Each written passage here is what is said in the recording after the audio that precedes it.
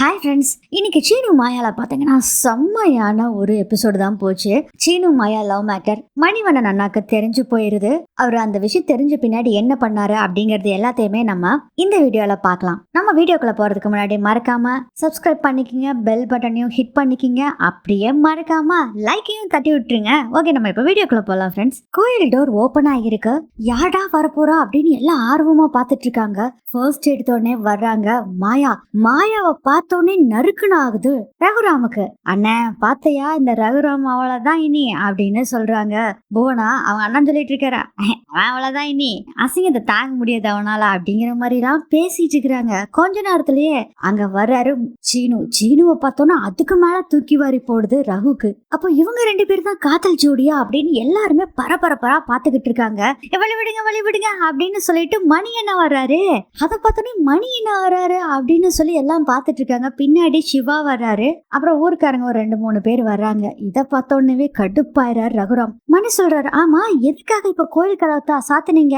நாங்கெல்லாம் இருக்கோம்னு தெரிஞ்சே சாத்திருக்கீங்களா அப்படின்னு அவரு ஒரு பக்கம் புலம்பி தள்ள, சிவா ஒரு பக்கம் கோவமா திட்டிட்டு இருக்காங்க. ஆளுக இருக்கிறதும் கூட தெரியாம நீங்க பாடல கோயில் கதவை சாத்திட்டு போயிட்டீங்க, என்ன தைரியம் அவனுக்கு, எவன்டா அது கோயில் கதவை சாத்தினது, வாடா வெளியா அப்படின்னு சொல்லிட்டு இருக்காரு. மணி என்னன்னு சொல்லிட்டு இருக்காரு. அப்போ போனாவோட அண்ணன் இருக்காருல்ல, அவர் என்ன பண்றாருன்னா அந்த கோயில் கதவை சாத்தினாரு பாருங்க, பக்கத்துல இருக்கிற தேங்காய் கடைக்காரு. அவர் என்ன பண்றாருன்னா நின்னுட்டு இருக்கிறாரு. அவரை பார்த்து போனாவோட அண்ணா கஞ்சாட பண்றாரு, இங்க இருந்து எஸ்கேப் ஆயிரு அப்படின்னு சொல்லி அவரும் அங்க இருந்து எஸ்கேப் ஆயிராரு. மச்சான் இங்க பாருங்க மச்சான், என்ன வேலை பண்ணி வச்சிருக்கானுங்க பாருங்க, நாங்கெல்லாம் கோயிலுக்குள்ள இருக்கிறோம் அதுவும் கூட தெரியாம கதவை சாத்திட்டு போயிருக்காங்க பாருங்க அப்படின்னு சொல்றாங்க. யாரோ காதல் ஜோடி இருக்கிறாங்கன்னு சொன்னாங்க, அதனாலதான் கதவை சாத்துறோம் அப்படின்னு வேற ஒருத்தர் சொல்றாரு. அதை கேட்டுட்டு நாங்க தான் காதல் ஜோடியா, ஏன் இப்படி பேசிட்டு இருக்கிறீங்க, எவன் இதை பண்ணது, அவனை முதல்ல புடிங்க அப்படின்னு பக்கத்துல இருக்க தேங்காய் கடைக்காரர் தான் அப்படின்னு சொல்றாங்க.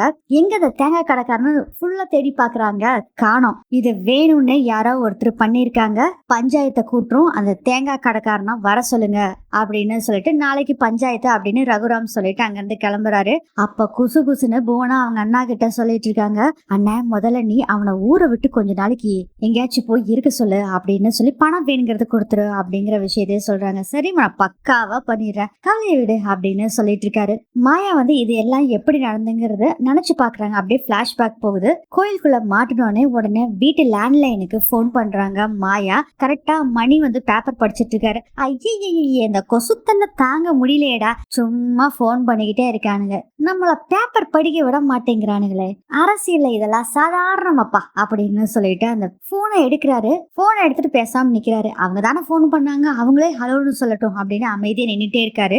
ரிசீவர் எடுத்து வச்சுக்கிட்டு அதை பாக்குறாரு. என்ன மாமா பண்ணிட்டு இருக்கிறாரு அப்படின்னு சொல்லிட்டு சிவா வர்றாரு. என்ன மாமா பண்ணிட்டு இருக்கிற அப்படிங்கும் போது இவங்க பேசுறது மாயாவுக்கு கேக்குது. தெரியல மாப்பிள்ள, யாரோ போன் பண்ணாங்க, எடுத்து பேசவே மாட்டேங்கிறாங்க மாப்பு அப்படின்னு சொல்லிட்டு இருக்காரு மணி. அப்ப ஹலோ மாமா அப்படின்னு கூப்பிடுறாங்க மாயா. இவங்க பேசிட்டு இருக்கிறத கேட்டனால, மாயாமா நீ என்ன எங்க இருக்க அப்படிங்கிறாங்க. விஷயத்த பூரா மாயா சொல்றாங்க. கவலையே விடு, இன்னும் கொஞ்ச நேரத்துல நாங்க அங்க வந்துருவோம் அப்படின்னு சொல்லிட்டு வா மாப்பிள்ள போலாம் அப்படிங்கிறாங்க. என்னன்னு சொல்லுமாமா, என்ன பிரச்சனை, போக போக சொல்றேன் நீ வா அப்படின்னு கூட்டிட்டு போறாங்க. போனோன்னு என்ன பண்றாங்கன்னா ஒரு ஏணிய வேற எடுத்துக்கிட்டு இவங்க கூட ஒரு 2-3 பேர்த்த வேற ஆளுகளை கூட்டிட்டு போறாங்க.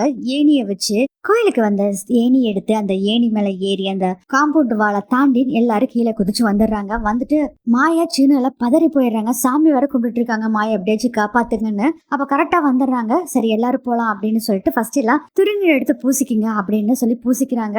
அப்ப கூட வந்தவர் சொல்றாங்க, பெரிய பிரச்சனை ஆயிராத டே, அதெல்லாம் ஒன்னாகாது, வாடா வாடா அப்படின்னு சொல்லிட்டு மாயா நீ முதல்ல போ அப்படின்னு சொல்றாங்க.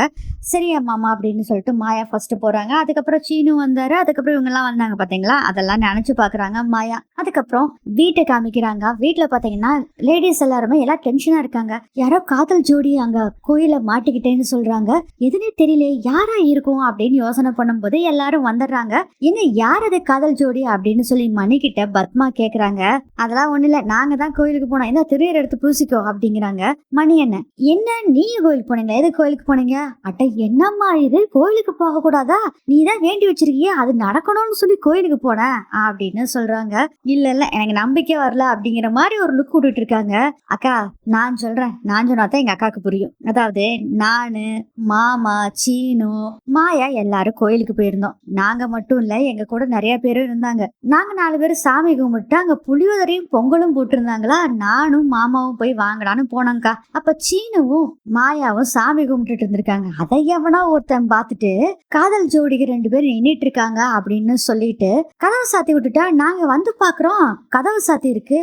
நாங்க மட்டும் மாட்டிக்கல, எங்க கூட நிறைய பேர் வேற இருந்தாங்க அப்படின்னு சொல்றாரு. இப்ப புரிஞ்சுதா அப்படிங்கிறாங்க. மாமா இதுக்கு மேல நீ சொல்லு அப்படின்னு சொல்றாங்க. மணி சொல்றாரு, இதுதான் நினைச்சது, நாங்களும் கதவை சாத்திட்டாங்க, என்ன பண்றதுன்னு நினைச்சுக்கிட்டு இருந்தோம், நல்ல வேலைக்கு திறந்துட்டாங்க அப்படின்னு வேற அவர் ஒரு பிட்ட போடுறாரு. ரகுராம் சொல்றாங்க, இது எல்லாமே நம்ம குடும்பத்தை அவமானப்படுத்தணுங்கிறதுக்காக யாரோ ஒருத்தர் செஞ்சிருக்காங்க அப்படின்னு சொல்றாங்க. ஆமா நான் நீ சொல்றது கரெக்ட் தான் அப்படின்னு சிவாவும் சொல்றாரு. சிவா, அந்த ஆசாமி யாருன்னு முதல்ல கண்டுபிடி, அவனை கண்டுபிடி, ஆனா யாருக்கும் தெரியக்கூடாது, தெரிஞ்சு அவன் எஸ்கேப் ஆயிருவான் அப்படின்னு சொல்லிடுறாரு ரகுராம். சரி நான் கண்டுபிடிச்சிடறேன் அப்படின்னு சொல்லிட்டு எல்லாரும் அங்க இருந்து போயிடுறாங்க. மாயாவும் ஃபீல் பண்ணிட்டு இருக்காங்க, ஜானகி அதுக்கு மேல ஃபீல் பண்ணிட்டு இருக்காங்க. ஆனா சாருக்கு இது என்னமோ சரிப்பட்டு வரலையே, ஏதோ ஒண்ணு நடந்திருக்கு. இவங்க சொல்றதெல்லாம் பார்த்தா நம்புற மாதிரி இல்லவே இல்லை. இது ஏதோ ஒன்று நடந்திருக்கு, இதை முதல்ல நம்ம கண்டுபிடிக்கணும்டா அப்படின்னு சொல்லிட்டு அங்கிருந்து போயிடுறாங்க சாரு. அடுத்தது சீனுவோட ரூமுக்கு போறாரு மணி. சீனு ஒரே சோகமா உட்காந்துருக்காரு. தேங்க்ஸ் பா, நீங்க வரலைன்னா பொய் குற்றத்துக்காக நாங்க பஞ்சாயத்துல அபராதம் வேற கட்டியிருப்போம் அப்படின்னு சொல்றாங்க. என்னப்பா சொல்ற, உண்மைதானே எல்லாரும் சொன்னாங்க, என்னப்பா சொல்றீங்க? ஆமா, காதல் ஜோடி உள்ள இருந்ததுங்கிறது உண்மைதானே? அப்பா என்னப்பா நீங்களும் தப்பா சொல்றீங்க, நானும் மாயாவும் ஃப்ரெண்ட்ஸ் அப்படிங்கிறாரு. டே டே டே சும்மா நிறுத்து, உன்னை பத்தி தெரியாதா? நான் உன் அப்பா சின்ன வயசுல இருந்து நான் உன்னை வளர்த்தலைனாலும் நீ வளர்றத பாத்திருக்கேன்டா. நீ கட்டிக்க போற சாரு கிட்ட எப்படி நடந்துக்கிற, உனக்கு கட்டிக்கிற முறை இருக்க மாயா கிட்ட எப்படி நடந்துக்கிற அப்படிங்கிற எல்லா விஷயம் நான் பாத்துக்கிட்டு தாண்டா இருக்கேன் அப்படின்னு சொன்னோன்னே தான் உண்மை சொல்லு அப்படின்னு மணி சொன்னோடனே உண்மை பூரா சொல்றாரு. ஃபர்ஸ்ட் இவர் ப்ரப்போஸ் பண்ணது வேண்டான்னு ரிஜெக்ட் பண்ண மாயா, அதுக்கப்புறம் அவரை காப்பாத்தின பின்னாடி மாயா ஓகேன்னு சொன்னது, அதுக்கப்புறம் அந்த கல்யாணத்துக்கு எல்லா விஷயத்தையும் பாத்தீங்கன்னா சொல்லிட்டு அந்த ரெஜிஸ்டர் மேரேஜ் பண்ண போனாங்களா அந்த விஷயம் எல்லாம் சொல்லிட்டு, அதுக்கப்புறம் மாயா கல்யாணம் பண்ணிக்க போறதா இருந்தாங்கல்ல அந்த ஆளு நான் தான் அப்படிங்கிற விஷயத்தையும் சொல்றாங்க. கல்யாணம் பண்றதுக்கு முன்னாடி அவங்க அப்பா அம்மா இப்படி கல்யாணம் பண்ணிக்கிட்டாங்க, அதனாலதான் மாமாவுக்கு பிரச்சனைங்கிற விஷயம் தெரிஞ்ச பின்னாடி தான் கல்யாணத்தை நிறுத்திட்டா மாயா அப்படின்னு சொல்றாங்க. இதெல்லாம் கேட்ட மணி சொல்றாரு, சே பாக்குறதுக்கு தாண்டா நீங்க எல்லாம் சின்ன பிள்ளைங்க, ஆனா பெரிய மனசுடா, எப்படிடா உங்களால எல்லாம் இப்படி விட்டு கொடுத்து இப்படி வாழ முடியுது, மத்தவங்களுக்காக உங்களோட சந்தோஷத்தவே இப்படி விட்டு கொடுத்துட்டீங்களேடா அப்படின்னு சொல்லிட்டு நீ ஒரு பக்கம் அழுதுட்டு இருக்க, ஆனா மாயாவோட சூழ்நிலையும் வேறடா,